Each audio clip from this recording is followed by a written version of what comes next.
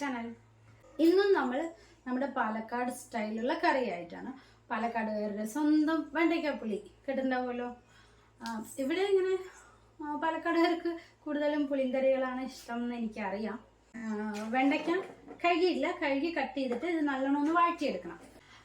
അപ്പം നമുക്ക് തുടങ്ങാം. വെണ്ടയ്ക്ക കറിയുണ്ട്, പിന്നെ ഒരു ഉപ്പേരിയുണ്ട്, ഒരു മീൻ വറുത്തതും. നമ്മുടെ മോതമീനില്ലേ, അത് രാവിലെ വാങ്ങിയിട്ടുണ്ട്. അപ്പം അത് ഫ്രൈ ചെയ്യാം. വെണ്ടയ്ക്ക തനിയെ വെക്കണമെങ്കിൽ അങ്ങനെ വെക്കാം, ഇല്ലെങ്കിൽ ഇങ്ങനെ ഉണക്ക മീനൊക്കെ ഇട്ടിട്ട് വെക്കില്ലേ, അതും പാലക്കാടുകാരുടെ സ്റ്റൈലാണ്. ഇപ്പം തൽക്കാലം നമുക്കിന്ന് വെണ്ടയ്ക്ക പുളി മാത്രം വെക്കാം. ഇനി ഒരു ദിവസം വെണ്ടയ്ക്ക മീനൊക്കെ ആയിട്ട് കറി വയ്ക്കാം. അപ്പം നമുക്ക് തുടങ്ങാം ഇന്നത്തെ ലഞ്ച്. അപ്പോൾ നമ്മുടെ മൺചട്ടിയിൽ തന്നെ തുടങ്ങാം. ഗ്യാസ് കത്തിച്ചിട്ട് മൺചട്ടി വെച്ചിട്ടുണ്ട്. അപ്പം എണ്ണ ഒഴിച്ചു കൊടുക്കുകയാണ്. ചട്ടി നന്നായി ചൂടായിട്ടുണ്ട്. ഇനി നമ്മുടെ വെണ്ടയ്ക്ക കട്ട് ചെയ്ത് വെച്ചതാണ് ഇട്ട് കൊടുക്കുന്നുണ്ട്. അപ്പം ഈ വെണ്ടയ്ക്ക നന്നായി ഒന്ന് വഴണ്ട് വരട്ടെ. അപ്പം വെണ്ടയ്ക്കൊക്കെ നന്നായി വഴണ്ട് വന്നിട്ടുണ്ട്. ഇനി ഇതിൻ്റെ കൂടെ തന്നെ ഒരു ചെറിയ തുണ്ട് സവോള, ഒരു 2 വെളുത്തുള്ളി, പിന്നെ കുറച്ച് തക്കാളിയും കൂടെ ഇട്ട് കൊടുക്കുകയാണ്.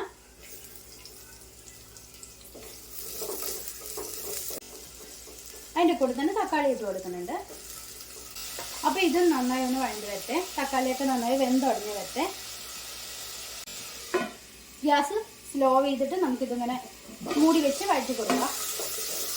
ഈ തക്കാളിയൊക്കെ നന്നായി വെന്തുടഞ്ഞ് വരുമ്പോഴേക്കും ഞാൻ തേങ്ങ അരച്ചിട്ട് വരാം. അപ്പോൾ തക്കാളിയൊക്കെ വെന്തുടഞ്ഞ് തക്കാളിയും സവോളയൊക്കെ നന്നായി വെന്ത് വഴണ്ടിട്ടുണ്ട്. ഇനി നമുക്ക് നമ്മുടെ പൊടികൾ ഇട്ട് കൊടുക്കാം. 1 സ്പൂൺ മുളക് പൊടി, 1 സ്പൂൺ മല്ലിപ്പൊടി. എൻ്റെ മുളക് പൊടി നല്ല എരിവുള്ള പൊടിയാണ്. 1/2 സ്പൂൺ മഞ്ഞൾപ്പൊടി, പിന്നെ 2 സ്പൂൺ ഉപ്പ്. എന്നിട്ട് നന്നായി ഇളക്കി കൊടുക്കാം. അതും നന്നായി ഒന്ന് മൂത്ത് വന്നിട്ടുണ്ട്, മുളക് പൊടിയൊക്കെ ഇട്ടത്. അപ്പോൾ തേങ്ങ അരച്ചത് ഇതിലൊഴിച്ച് കൊടുക്കുകയാണ്. അപ്പോൾ ഈ തേങ്ങയുടെയും പച്ചമണം ഒന്ന് പോണ വരെ ഞാനൊന്ന് വഴറ്റി കൊടുക്കും. അപ്പോൾ ഈ തേങ്ങയൊന്ന് നന്നായി തിളച്ചിട്ടുണ്ട്. നമുക്ക് കുറച്ച് പുളിവെള്ളം ഒഴിച്ച് കൊടുക്കാം. ഇനി കറിക്ക് ആവശ്യമുള്ള വെള്ളം ഒഴിച്ച് കൊടുക്കുന്നുണ്ട്. അപ്പം ഞങ്ങൾ പാലക്കാടുകാരുടെ സ്വന്തം വെണ്ടയ്ക്ക പുളി റെഡി ആവാൻ പോവാണ്. ഇനി ഒന്ന് തിളച്ച് കഴിഞ്ഞാൽ കടുക് പൊട്ടിക്കുക, കറി റെഡി. കറി തിളച്ച് വന്നിട്ടുണ്ട്. അപ്പം വെണ്ടയ്ക്ക പുളി റെഡി. ഒന്ന് കടുക് പൊട്ടിച്ച് കൊടുക്കാം. കടുക് 2-3 മണി ഇടുക. കുറച്ച് കറിയില്ല, കറി കൊടുക്കണം.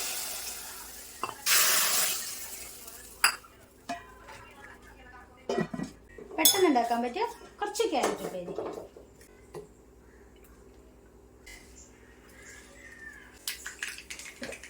കടുക് കൂട്ടിക്കഴിഞ്ഞു. കുറച്ച് സവോള, പച്ചമുളക്, കറിവേപ്പില.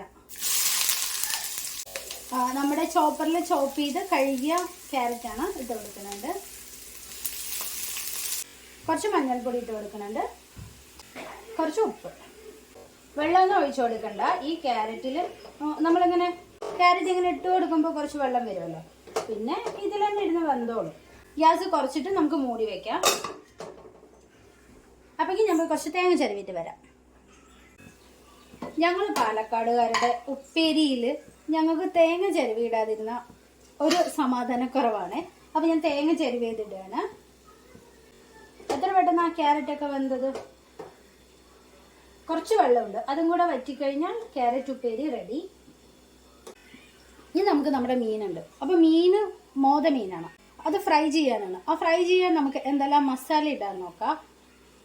മോതമീൻ ഫ്രൈ ചെയ്യാൻ എന്തൊക്കെ എടുക്കാം? കുരുമുളക്, ജീരകം, കറിവേപ്പില, ഒരു ചെറിയ തുണ്ട് സവോള, വെളുത്തുള്ളി, പച്ചമുളക്. അപ്പോൾ ഇത്രയും സംഭവങ്ങളാണ് നമ്മൾ പേസ്റ്റ് ചെയ്യാൻ പോണത്. ഇതൊക്കെ നന്നായി പേസ്റ്റ് ചെയ്തതിന് ശേഷം പിന്നെ മുളക് പൊടിയും ഉപ്പും ഇട്ടിട്ട് മോതമീൻ മസാല തരുക. ആദ്യം ഞാനിതൊന്ന് പേസ്റ്റ് ചെയ്തിട്ട് വരാം. അപ്പോൾ മോതമീൻ എടുത്തിട്ടുണ്ട്. നമ്മൾ കുരുമുളക് പേസ്റ്റ് ചെയ്യണതിൽ കുരുമുളക് ഇട്ടിട്ടുണ്ടായിരുന്നല്ലോ, അപ്പോൾ കുറച്ച് മുളക് പൊടി മതി. കുരുമുളക് ഇട്ടിട്ടുണ്ട്, നമ്മൾ പച്ചമുളകും ഇട്ടിട്ടുണ്ട്. പിന്നെ ആവശ്യത്തിനുള്ള ഉപ്പ്. ഇനി നമ്മൾ പേസ്റ്റ് ചെയ്ത് വെച്ചിരിക്കുന്നതും ഇതിലൊഴിച്ച് കൊടുക്കാം. അപ്പോൾ നല്ലോണം മാരിനേറ്റ് ചെയ്തു. പച്ചമുളകും കറിവേപ്പിലൻ്റെയൊക്കെ കളർ കൊണ്ടാണ് ഇങ്ങനെ റെഡ് കളർ വരാത്തത്. അപ്പോൾ ഇത് കുറച്ച് നേരം ഇരുന്നിട്ട് ഫ്രൈ ചെയ്യാം. മീൻ ഫ്രൈ ചെയ്യാൻ മസാല തിരുമ്പി വെച്ച ഗ്യാപ്പിൽ കുറച്ച് ചക്ക, ഇന്നലെ പച്ചക്കറി വാങ്ങാൻ മാർക്കറ്റിൽ പോയതാണ്. അപ്പോൾ ചക്ക കണ്ടപ്പോൾ ചക്ക ഒരു പീസാക്കി വെച്ചിരിക്കണം. അപ്പോൾ അതിലൊരു പീസ് എടുത്താണ്. പകുതി കഴിഞ്ഞു. ദേ പകുതി ഞാൻ പിള്ളേർക്ക് ഇങ്ങനെ ചുള എടുത്ത് കൊടുത്താൽ അവർ കഴിച്ചോളും. നല്ല മധുരമുള്ള ചക്ക. അപ്പം മീൻ ഫ്രൈ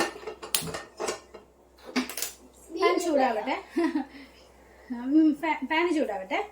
അപ്പോഴേക്കും എൻ്റെ ചോറ് തളിച്ചിട്ടുണ്ട്. ഞാനത് ചാക്സണിലേക്ക് മാറ്റാൻ പോവാണ്. നമ്മുടെ വെളിച്ചെണ്ണ, കറിവേപ്പില ഞാൻ പേസ്റ്റ് ചെയ്യുമ്പോൾ ഇട്ടിട്ടുണ്ട്, എന്നാലും കുറച്ച് കറിവേപ്പില ഇങ്ങനെ കൊടുക്കാം. മോർണിംഗ്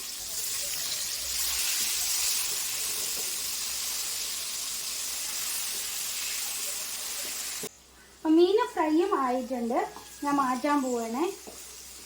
അപ്പം മീനും ആയിട്ടുണ്ട്. ഇനി എന്താ, എൻ്റെ മദർ ഇല്ലാൻ്റെ സ്പെഷ്യൽ ചമ്മന്തി ഉണ്ട്. പണ്ട് അമ്മ ഇങ്ങനെ കൈകൊണ്ട് ഇങ്ങനെ ഞെരടി എടുക്കുന്നത് ചമ്മന്തിയാണ്. സാധാരണ ചെറിയുള്ളിയാണ് എടുക്കുക, ഇപ്പോൾ ഇവിടെ ചെറിയുള്ളിയില്ല. സവോള കുഞ്ഞതായി മുറിച്ചിട്ടുണ്ട്. പിന്നെ കുറച്ച് പുളി, മുളക് പൊടി, ഉപ്പ്, വെളിച്ചെണ്ണിട്ട് കൈകൊണ്ട് നല്ലോണം ഞെരടി എടുത്തൊരു ചമ്മന്തി. എൻ്റെ പൊന്നേ, നമുക്ക് വേറെ കറികളൊന്നും വേണ്ട. അപ്പം ഞാൻ അതും കൂടെ ഒന്ന് ഉണ്ടാക്കുകയാണ്. അപ്പോൾ ഉപ്പ്, വെളിച്ചെണ്ണ, മുളക് പൊടി, ഇനി കൈകൊണ്ട് നന്നായി ആ പുളിയൊക്കെ ഒന്ന് നന്നായി യോജിച്ച് വരും പോലെ തിരിഞ്ഞ് അടച്ചു കൊടുക്കാം. അമ്മ പണ്ടായിരിക്കണം ചമ്മന്തിയ. അമ്മ കൈകൊണ്ട് ഇങ്ങനെ എടുക്കും. ഞങ്ങൾ എല്ലാവർക്കും കഴിക്കാനുള്ളതുണ്ടാവും. നമ്മൾ കർക്കിടക മാസം കർക്കിടക കഞ്ഞി വെക്കുമല്ലോ, ആ കഞ്ഞി വെക്കുമ്പോൾ ഈ ചമ്മന്തി ഉണ്ടാക്കും. പൊന്നേ,